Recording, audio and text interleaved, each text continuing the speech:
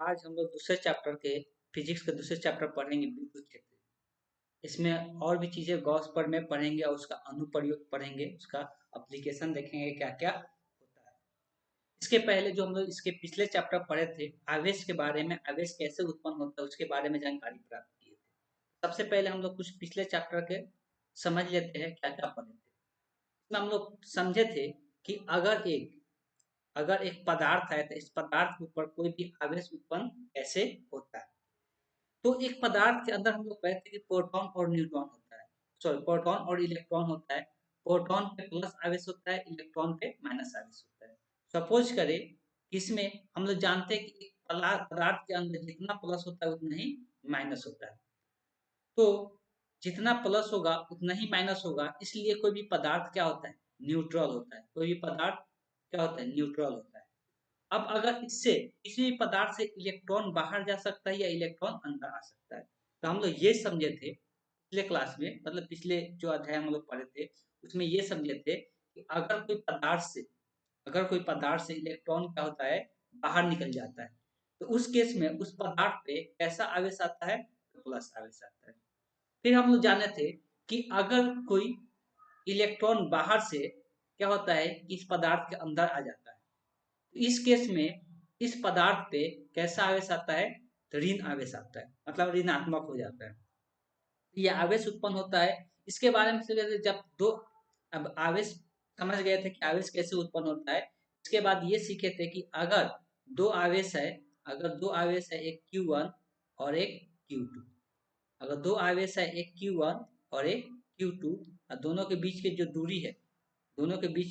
जो दूरी है वो R है, तब इन दोनों के बीच में लगने वाले जो कूलम्ब बल होता है, इसको हम लोग कूलम्ब बल बोलते हैं, ये इलेक्ट्रिक फोर्स भी बोलते हैं, विद्युत बल। इसका जो मान होता है K Q1 Q2 बटे आर स्क्वायर।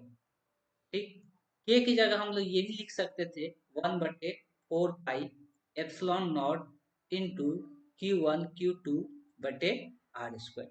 इसको हम लोग पिछले चैप्टर में अध्ययन किए थे। अब हम लोग जो आज का जो चैप्टर है, उस एक आवेश के कारण कैसे विद्युत क्षेत्र उत्पन्न होता है और विद्युत क्षेत्र का मान कैसे निकालते हैं, उसके बारे में हम लोग समझने वाले हैं। तो आते हैं आज के टॉपिक पे। सबसे पहले हम आप लोगों को समझा देना चाहते हैं, जितना भी हम यहाँ पर बोलेंगे कि इसको राइट डाउन करना है तो अभी ही नहीं लिखना है। जब वीडियो को आप पूरा देख लीजिएगा तब वीडियो को पॉज करके आराम से नोट्स बनाना है। लेकिन बात को हमेशा समझते चलना है कि हम क्या चीज बोल रहे हैं। नोट्स बनाने के लिए क्या क्या चीजें बातें बोल रहे हैं उसको समझकर नोट्स बनाते जाना है। लेकिन पहले एक बार पूरे वीडियो को बिना लिखे एक बार समझ लेना है कि क्या क्या चीजें हम पढ़ रहे हैं, उसके बारे में जानकारी प्राप्त करना है, तब जाके नोट्स बनाना है। उसके बाद फिर से आप वीडियो देख सकते हैं, दोबारा दोबारा देखकर नोट्स बनाने से बना सकते हैं। ठीक, तो हम लोग का जो आज चैप्टर है चैप्टर 2 है विद्युत क्षेत्र, जिसको इंग्लिश में बोलते हैं इलेक्ट्रिक फील्ड। ठीक, इसमें हम लोग गॉस का प्रमेय भी पढ़ने वाले हैं कि गॉस का प्रमेय क्या होता है। गॉस प्रमेय बहुत ज्यादा इंपॉर्टेंट होता है, लगभग हर एक साल क्वेश्चन देखने को मिलता है इससे। ठीक है, और इसका अनुप्रयोग पढ़ने वाले, अनुप्रयोग से 5-5 नंबर का क्वेश्चन देखने को मिलता है। ठीक, तो ये चैप्टर बहुत इंपॉर्टेंट है एग्जाम पॉइंट ऑफ व्यू से। सबसे पहले हम लोग क्या करेंगे, नोट्स के रूप में सबसे पहले चैप्टर का नाम लिखेंगे। चैप्टर का नाम लिखने के बाद सबसे पहला पॉइंट हम लोग को क्या करना है, सबसे पहला हेडिंग डालना है विद्युत क्षेत्र तथा उसकी तीव्रता। देखो, कहीं कहीं पर विद्युत क्षेत्र लिखा हुआ छोड़ देगा या कहीं पर लिखा रहेगा विद्युत क्षेत्र की तीव्रता बताए, दोनों का मतलब सेम ही होता है। दोनों का मतलब सेम ही होता है, विद्युत क्षेत्र बोले या विद्युत क्षेत्र की तीव्रता बोले। तो ये कैसे उत्पन्न होता है इसके बारे में हम लोग समझेंगे।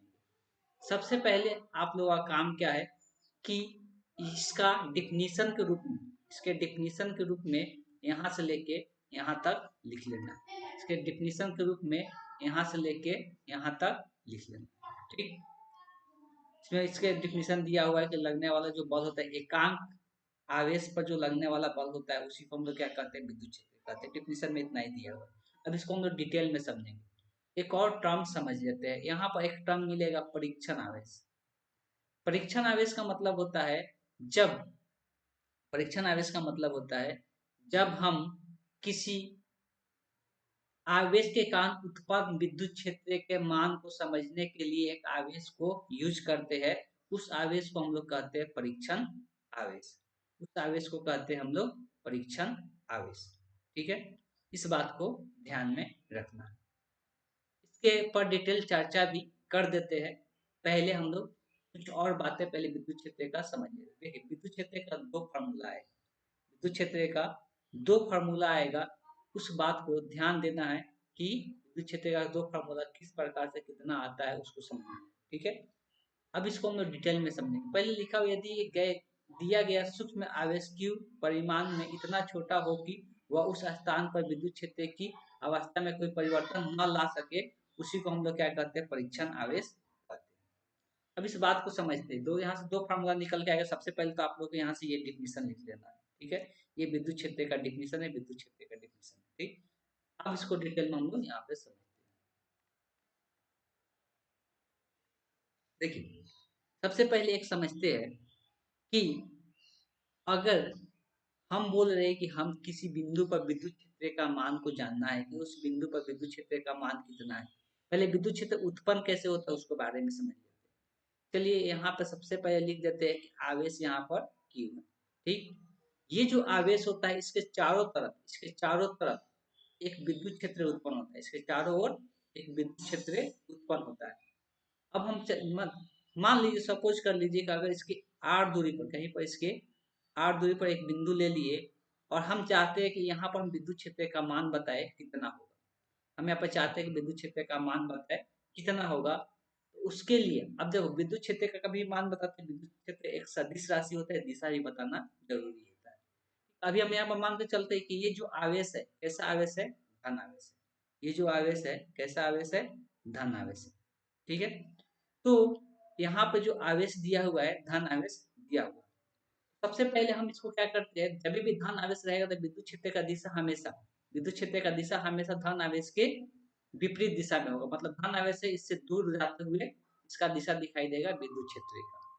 ठीक है, अब जो इसका मान होता है, तो विद्युत क्षेत्र का फॉर्मूला निकल के आता है के क्यू बटे आर स्क्वायर।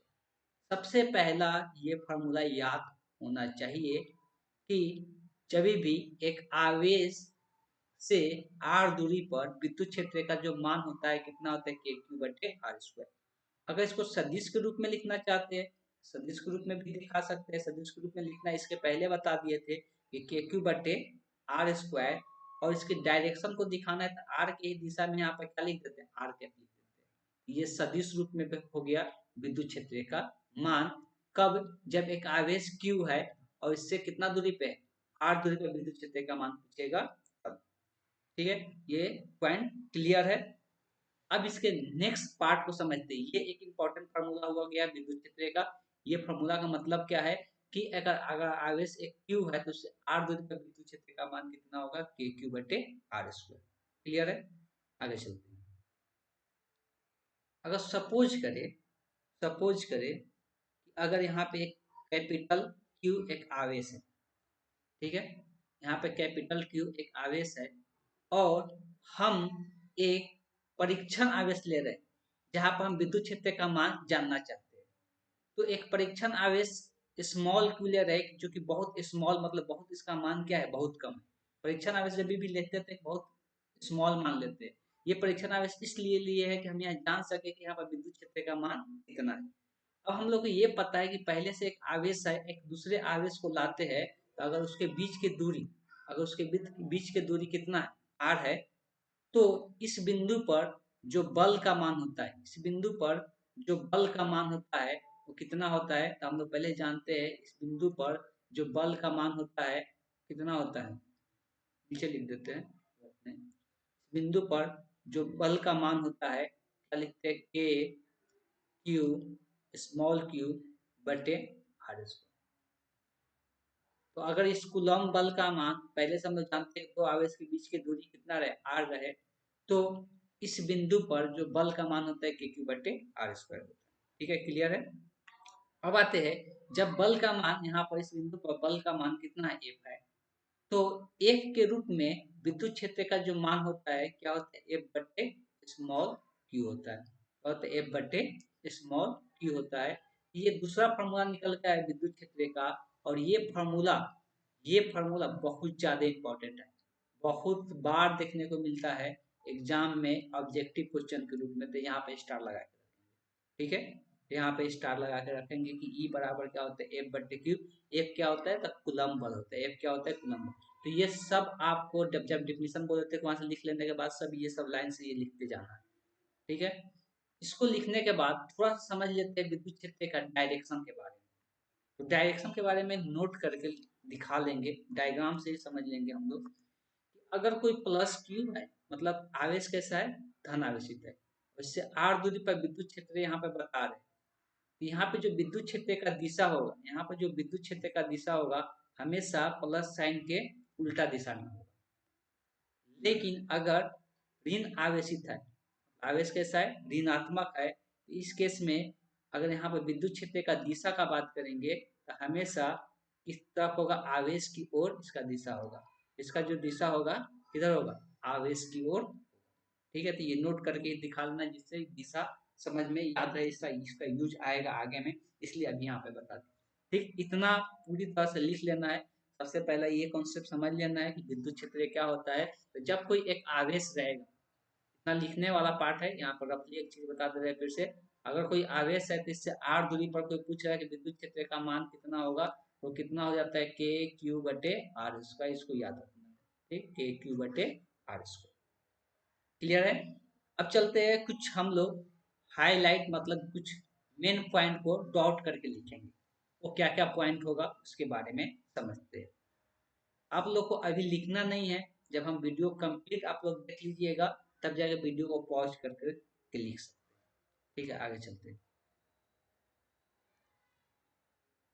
जितना पॉइंट बोलेंगे उसको डॉट कर करके लिखना है। सबसे पहला पॉइंट क्या लिखना है, सबसे पहला डॉट में लिखना है विद्युत क्षेत्र का तीव्रता एक क्या है, सदिश राशि है। तो पहला पॉइंट हो गया विद्युत क्षेत्र का तीव्रता एक सदिश राशि है। दूसरा पॉइंट में लिखना है एसआई मात्रक इसका न्यूटन पर कूलम्ब होता है, न्यूटन पर कूलम्ब होता है। इसका एक और एसआई मात्रक होता है, तो तीसरा पॉइंट लिखना है इसका एक और एसआई मात्रक होता है। तीसरा पॉइंट लिखना है तो इसका एसआई मात्रक एक और क्या होता है, वोल्ट पर मीटर होता है। और ये दोनों के दोनों मात्रक एग्जाम में ऑब्जेक्टिव क्वेश्चन में बहुत बार देखने को मिलता है। एग्जाम में ऑब्जेक्टिव क्वेश्चन में ये क्वेश्चन एसआई मात्रक विद्युत क्षेत्र का बहुत बार देखने को मिलता है। इसलिए रिक्वेस्ट है कि ये सब चीजें क्या कर लेना है, याद कर लेना है, ठीक, सब चीजें याद कर लेना है। चलिए आगे चलते हैं। अब हम लोग इसमें दूसरा जो टॉपिक पढ़ने जा रहे हैं, दूसरा टॉपिक है इसमें विद्युत क्षेत्र रेखाएं। जो दूसरा टॉपिक है हम लोग का विद्युत क्षेत्र रेखाएं। विद्युत क्षेत्र रेखाएं क्या होता है, रेखाएं का मतलब यहाँ पर एक लाइन दिखाया जाता है विद्युत क्षेत्र रेखाएं, लेकिन वो वास्तविक नहीं होता है, वो काल्पनिक रेखाएं होता है। वो वास्तविक नहीं होता है, वो काल्पनिक रेखाएं होता है, ठीक। इसको समझेंगे कि आवेश से कैसे विद्युत क्षेत्र रेखाएं उत्पन्न होता है उसके बारे में जानेंगे। सबसे पहले आप लोग को हेडिंग डाल लेना है विद्युत क्षेत्र रेखाएं। बार बार बोलते जा आ रहे हैं कि पहले अभी बोल रहे हेडिंग डालने का मतलब अभी नहीं है, डालना है जब आप वीडियो कंप्लीट देख लीजिएगा तब उसको पॉज कर करके आप लोग लिख लीजिए। उसके बाद इसका डिफिनीशन में यहाँ से लेके यहाँ तक लिख लेना, ठीक है। तो विद्युत क्षेत्र रेखाएं का ज्यादातर गुण पूछा जाता है, विद्युत क्षेत्र जो रेखाएं होता है ज्यादातर इसका गुण पूछा जाता है। लेकिन इसके पहले हम लोग उसके बारे में कुछ समझ लेते हैं क्या होता है, इसको हम लोग समझेंगे यहाँ से। उसके बाद आपको पांचों पॉइंट को लिखना है, उसके बाद आपको पांचों पॉइंट को लिखना है, पांचों डायग्राम को बनाना है। पांचों डायग्राम को आपको बनाना है। सबसे पहले समझ लेते हैं पांचों डायग्राम में है क्या। पहला बताया जा रहा है कि अगर कोई आवेश है, कैसा आवेश है, Q ग्रेटर देन जीरो का मतलब क्या है, धनात्मक। तो धनात्मक आवेश है तो हमेशा उसके विद्युत क्षेत्र रेखाएं हमेशा उससे क्या होता है, चारों दिशाओं में उससे दूर जाते हुए नजर आता है, चारों दिशाओं में उससे दूर जाते हुए नजर आता है। तो हमेशा जो विद्युत क्षेत्र रेखाएं होता है चारों दिशाओं में हमेशा इससे दूर जाते हुए नजर आता है। अगर वही अगर ऋण आवेशित है मतलब जीरो से छोटा है मतलब क्या है, ऋण आवेशित है, तो उस केस में क्या देखने को मिलता है, विद्युत क्षेत्र रेखाएं आवेश की ओर जाते हुए नजर आता है। किस ओर, आवेश की ओर जाते हुए, मतलब ऋण आवेशित होगा तो आवेश के अंदर की ओर जाते हुए आएगा, और ये बाहर की ओर निकलते हुए नजर आएगा। ठीक है, अगर एक साथ क्या करें, एक साथ एक धन आवेश को रख दे और एक ऋण आवेश को रख दे, एक धन आवेश को रख दे और एक ऋण आवेश को रख दे, तो इस केस में अभी हम लोग पढ़ेंगे धन आवेश से क्या होता है, रेखा बाहर की ओर निकलता है और ऋण आवेश में क्या होता है, रेखा अंदर की ओर जाता है। तो यहाँ से क्या होता है, जब एक दूसरे के पास में रखते हैं तो धन आवेश से निकल के कहाँ पे चला जाता है, ऋण आवेश की ओर मुड़ जाता है, इसलिए कि ये इधर खींचता है, ये ऋण आवेश की ओर क्या होता है, मुड़ जाता है। कुछ रेखाएं क्या होता है, जब यहाँ वो इससे दूरी बहुत ज्यादा हो जाता है तो ऐसे बाहर की ओर जाने लगता है, ट्राई करता है कि सब इधर से उधर जाए, लेकिन जितना खाली स्थान रहता है उतना जा पाता है। ये भी ध्यान रखना होता है कि दो रेखाएं एक दूसरे को कभी प्रतिच्छेद नहीं करना चाहिए, दो रेखाएं एक दूसरे को प्रतिच्छेद नहीं करना चाहिए, इस बात को भी ध्यान में रखना है। चलिए, अगर दोनों का दोनों प्लस हो जाता है तो ऑब्वियस है कि दोनों का दोनों प्लस होगा तो दोनों से बाहर निकलेगा, इधर से भी निकलेगा, इधर से भी निकलेगा। जब दोनों तरफ से निकलेगा तो एक दूसरे को तो प्रतिच्छेद नहीं करेगा, तो प्रतिच्छेद नहीं करेगा तो क्या होगा, मुड़ना शुरू कर देता है, ये इधर मुड़ने लगता है और ये इधर मुड़ने लगता है। इस प्रकार से ये विद्युत क्षेत्रीय रेखाएं देखने को मिलता है। चौथा पॉइंट इसका ये है, अगर ये अगर कोई एक आवेश है, कैसा आवेश है, तो मान सकते हैं कि प्लेट है, एक प्लेट है या एक रड है, रड पर कैसा आवेश है, प्लस आवेश है, तब इस केस में विद्युत क्षेत्रीय रेखाएं एकदम सीधा जाता है, इस केस में विद्युत क्षेत्रीय रेखाएं यहाँ से निकलेगा और बाहर की ओर एकदम सीधा जाएगा, तो विद्युत क्षेत्रीय रेखाएं इस तरह से ये गति करते हुए चला जाता है। ठीक है, अब ये पांचों के पांचों डायग्राम दिखा लेना है। ठीक, तो ये विद्युत क्षेत्रीय रेखा। अब इसके हम लोग कुछ गुण के बारे में देखेंगे, इसलिए इसका गुण कुछ इंपॉर्टेंट होता है जो कि एग्जाम में पूछा जाता है। तो विद्युत क्षेत्रीय रेखाएं के गुण, अगला हेडिंग क्या डालना है, विद्युत क्षेत्रीय रेखाएं के गुण, properties of electric field line. ठीक है, तो सबसे पहले इसमें गुण में सबसे पहला जो डॉट होगा, विद्युत क्षेत्रीय रेखाएं धन आवेश से क्या होता है, उत्पन्न होता है और ऋण आवेश पर क्या हो जाता है, समाप्त हो जाता है। अभी यहाँ पर हम लोग देखे थे कि यहाँ पे क्या हो रहा है, अगर धन आवेश ऋण आवेश दोनों एक साथ है तो धन आवेश से उत्पन्न होकर ऋण आवेश पर जाए क्या हो जा रहा है, धन आवेश से उत्पन्न होकर ऋण आवेश पर जाके यहाँ पे खत्म हो जा रहा है। ठीक, तो पहला ये पॉइंट लिख लेना है। ठीक है, अब दूसरा पॉइंट पे आते हैं। तो दूसरा पॉइंट पे क्या है कि विद्युत क्षेत्रीय रेखाएं किसी भी बिंदु पर खींची गई स्पर्श रेखा उस बिंदु पर विद्युत क्षेत्र की दिशा बताता है। बस इसको यहाँ समझ लेते हैं, दूसरा पॉइंट पे पूरा लिखना है, दूसरा पॉइंट पे पूरा लिखना है, लेकिन यहाँ पर समझ लेते हैं। मान लो कि अगर विद्युत क्षेत्रीय रेखाएं इस प्रकार से जा रहा है तो अब जैसे कि इसका दिशा तो नहीं बता सकते, कोई एक दिशा में तो नहीं है, हमेशा ये मुड़ रहा है, तो कहीं पर भी किसी भी बिंदु पर अगर दिशा बताना है तो वहां पे क्या करना है, मान लो कि यहाँ पर दिशा बताना है विद्युत क्षेत्र का, तो यहाँ पे एक स्पर्श रेखा ड्रॉ करो। स्पर्श रेखा क्या होता है, इससे टच करते हुए जो जाए उसी को क्या करता है, स्पर्श रेखा। तो इस बिंदु पर यही क्या होगा, विद्युत क्षेत्र का दिशा होगा, इस बिंदु पर यही क्या होगा, विद्युत क्षेत्र का दिशा होगा। ठीक है, देखो तीसरा पॉइंट याद रखना, तीसरा डॉट, इसको भी लिखना है, तीसरा डॉट। इसमें क्या बताया जा रहा है कि मान लो कि अगर यहाँ पे कोई आवेश है, कोई भी आवेश है, प्लस या आवेश मान लेते हैं, तो विद्युत क्षेत्र रेखा इस प्रकार से बाहर निकलता है, दिखाई दे रहा है, इस प्रकार से बाहर निकल रहा है।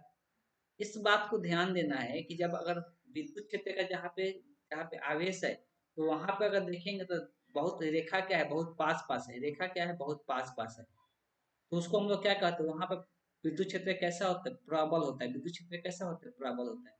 लेकिन यहाँ पर अगर बात करेंगे, यहाँ पर वाला लाइन पर बात कीजिए तो यहाँ पर रेखा का क्या है, एक दूसरे से थोड़ा दूर दूर है। जब रेखा दूर दूर होता है तो वो क्या होता है, क्षीण होता है, क्षीण मतलब क्या होता है, कमजोर। तो यहाँ पर क्या होता है, कमजोर विद्युत क्षेत्र उत्पन्न होता है। इसका मतलब ये है कि आवेश से जितना पास रहेंगे वहां पर विद्युत क्षेत्र क्या होगा, स्ट्रांग होगा। आवेश से जितना दूर जाते जाएंगे, आवेश से, यहाँ पे आवेश है, अगर इससे जितना दूर जाएंगे विद्युत क्षेत्र का मान क्या हो जाता है, और वीक होते जाता है, कमजोर होते जाता है। ये तीसरा पॉइंट है। ठीक है, आते एक चौथा पॉइंट एक और इसमें लिख के छोड़ देना है, तीन को ये लिखना है, चौथा पॉइंट यहाँ से लिखना है तो यहाँ से लिखना है। ये बहुत इंपॉर्टेंट पॉइंट है, यहाँ से डायरेक्ट क्वेश्चन देखने को मिलता है। यहाँ पे क्या याद रखना है कि विद्युत क्षेत्र रेखाएं एक दूसरे को कभी भी काटती नहीं है। अभी थोड़ा देर पहले ही बताए थे कि जो विद्युत क्षेत्र रेखाएं होता है वो एक दूसरे को कहीं पर भी नहीं काटता। ये अब क्यों नहीं काटता है उसके बारे में जानकारी दी है। दो क्षेत्रीय रेखाएं एक दूसरे को काटती तो कटान बिंदु पर क्या देखने को मिलता है, दो स्पर्श रेखाएं हो जाती। तो इस कारण से यहाँ पर विद्युत क्षेत्रीय रेखाएं एक बिंदु पर मतलब कट कट नहीं करता है, ये असंभव है। यहाँ तक ये पूरा पूरा यहाँ तक इसको लिख लेना है। तो चौथा पॉइंट यहाँ तक लिख लेना है पूरा। ये डायरेक्ट क्वेश्चन देखने को मिलता है, 2 नंबर में भी क्वेश्चन पूछ देता है। ठीक है, तो ये हो गया विद्युत क्षेत्र रेखाएं के कुछ।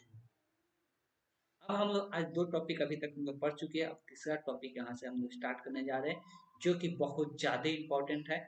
उस टॉपिक का नाम है विद्युत फ्लक्स। टॉपिक का नाम है विद्युत फ्लक्स। चलिए अगला हेडिंग डालिएगा विद्युत फ्लक्स। अगला हेडिंग होगा विद्युत फ्लक्स। देखिए विद्युत फ्लक्स होता क्या है। तो किसी भी सतह से, मान लो कि एक सतह है, सतह कोई बोर्ड भी हो सकता है वो सतह, इस सतह से कितना विद्युत क्षेत्र रेखाएं गुजर रहा है।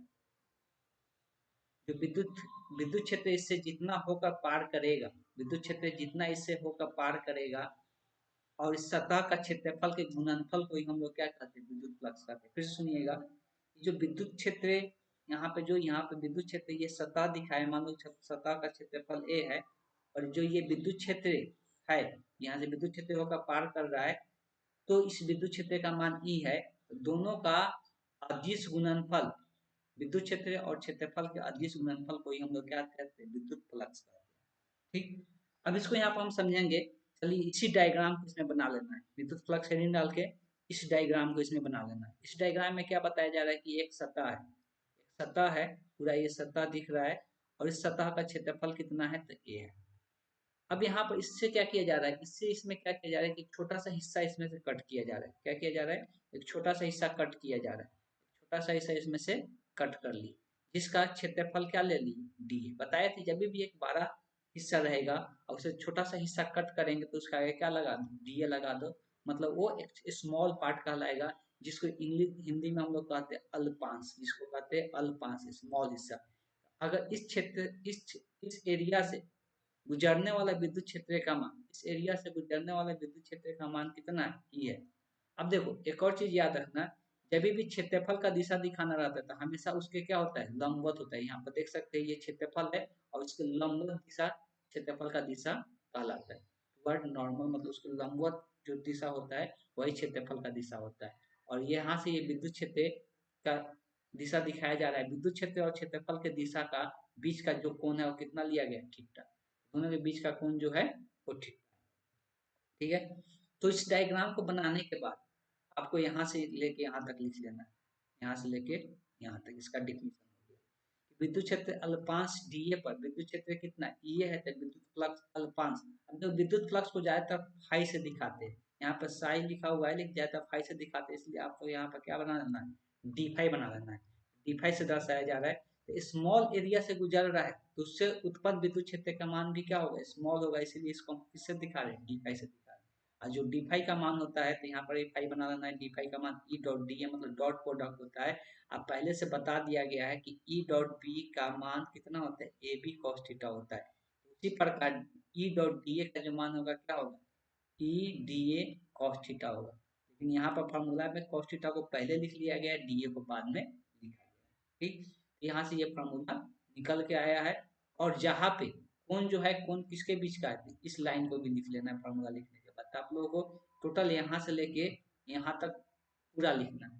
ठीक है, उसके बाद ये स्मॉल पार्ट का फ्लक्स निकाले थे। अगर पूरा ये जो क्षेत्रफल है, ये जो पूरा क्षेत्रफल है, ये पूरा से फ्लक्स कितना उत्पन्न होगा, अगर ये ज्ञात करना है, तो इसके लिए जो फॉर्मूला दिया जाता है, इसको हम लोग पहले भी बता चुके हैं कि अगर स्मॉल पार्ट का निकालते हैं, यहाँ पे स्मॉल पार्ट डी आया था, इसी को इंटीग्रेट कर देते हैं तो हम लोग क्या निकल जाता है, कुल फ्लक्स का मान निकल जाता है। क्या निकल जाता है, कुल फ्लक्स का मान निकल जाता है। तो अब यहाँ से क्या लिख लेंगे, कुल फ्लक्स, यहाँ पर लिख लेंगे कुल। और ये सब ऊपर वाला लाइन नहीं लिखना है, जितना बता रहे उतना ही लिखना है, कुल फ्लक्स लिख लेंगे। तो कुल फ्लक्स बराबर क्या हो जाएगा, फाई। फाई से दर्शाना है, साई से नहीं, तब जाके बराबर देके इस फॉर्मूला को लिख लेना है। ठीक, अब यहाँ पर कुछ चीजें समझा देते हैं। इंटीग्रेशन का साइन देखिए, नीचे में क्या लिखा हुआ है, एस लिखा हुआ है। एस का मतलब होता है सरफेस, एस का मतलब होता है सरफेस, सरफेस का मतलब हो गया सतह। तो यहाँ पर इस सतह से, यहाँ पे ये सतह बना हुआ है ना पूरा, तो इस सतह से जाने वाले विद्युत फ्लक्स का मान बताया जा रहा है। इस सतह से जाने वाले विद्युत फ्लक्स का मान बताया जा रहा है, इसीलिए इसको किससे दिखाया जा रहा है, इसलिए इसको हम लोग एस से दिखा रहे हैं, सरफेस से दिखा रहे हैं। ठीक है, तो बात समझ में आ गया, तो ये विद्युत फ्लक्स हो गया। इस बात को ध्यान में रखना है, ये ज़्यादातर लगभग लगभग एग्जाम में हम देखे लगभग हर एक साल या एक साल गैप करके विद्युत फ्लक्स के बारे में पूछता है, जो 2 नंबर का क्वेश्चन देखने को मिलता है। इसलिए विद्युत फ्लक्स के बारे में इतना लिखना बहुत जरूरी है 2 नंबर में। ठीक है, और इसमें कुछ एक दो पॉइंट करके लिख सकते हैं। सबसे पहले जो विद्युत फ्लक्स होता है, विद्युत फ्लक्स होता है, पहला पॉइंट इसमें लिखना है, विद्युत फ्लक्स होता है वो अदिश राशि होता है, सदिश राशि नहीं होता है, इसका कोई दिशा नहीं होता है। विद्युत फ्लक्स क्या होता है, अदिश राशि होता है, सदिश राशि नहीं होता है। दूसरा, इसका एसआई मात्रक, एसआई मात्रक में कैसे लिखना है, विद्युत फ्लक्स का एसआई मात्रक ये पूरा नहीं लिखना है, वोल्ट पर मीटर होता है, इसका शॉर्ट फॉर्म दिखा लेना है वीएम, वोल्ट मीटर होता है। विद्युत फ्लक्स का जो एसआई मात्रक होता है वोल्ट मीटर होता है। इस बात को ध्यान में रखना है। तो अभी तक हम लोग 3 टॉपिक देख चुके हैं। कौन कौन सा, पहले टॉपिक देखे हम लोग कि विद्युत क्षेत्र क्या होता है, उसके बाद हम लोग देखे कि विद्युत क्षेत्र रेखाएं क्या होता है, उसके बाद हम लोग देखे विद्युत फ्लक्स क्या होता है, जो कि तीनों में सबसे ज्यादा इंपॉर्टेंट जो है विद्युत फ्लक्स है। तीनों में जो सबसे ज्यादा इंपॉर्टेंट है वो विद्युत फ्लक्स।